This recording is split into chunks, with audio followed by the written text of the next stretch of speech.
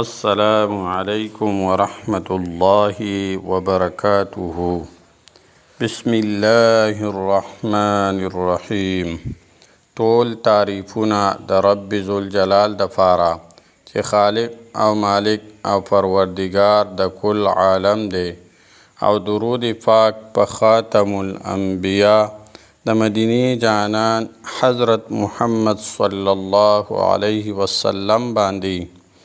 امید د رب ذوالجلال نه ساتم چې تاسو به روغ جوړ یئ، په صحت به برابر یئ.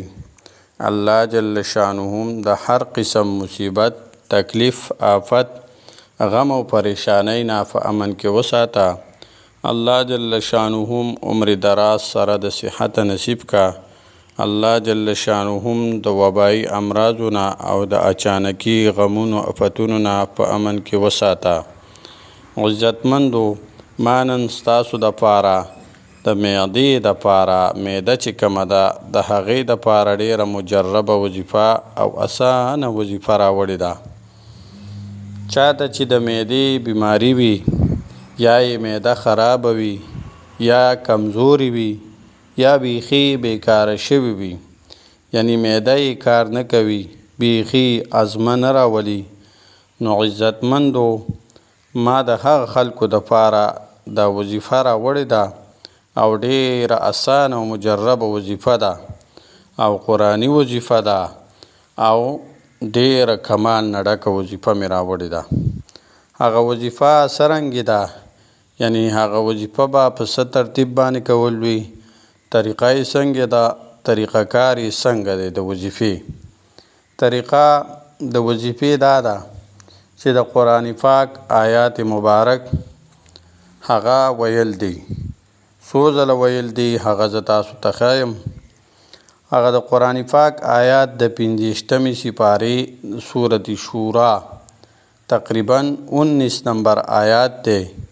هغه آیات دا دی: الله لطیف بعباده یرزق من یشاء وهو القوی العزیز.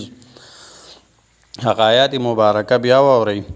الله لطیف بعباده یرزق من یشاء وهو القوی العزیز.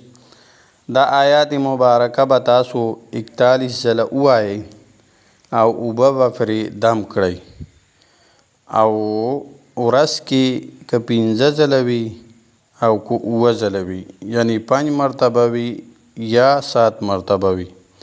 مریض له به دغه اوبه ورکوئ او سکي به. د کم مریض چې معده خرابه وي یا کمزوري وي یا بیکاره وي، هضمه نه راولي، نو هغه له به دا اوبه ورکوئ. دا عمل به تاسو څو ورځې کوئ؟ تاسو به دا عمل 7 ورځې کوئ.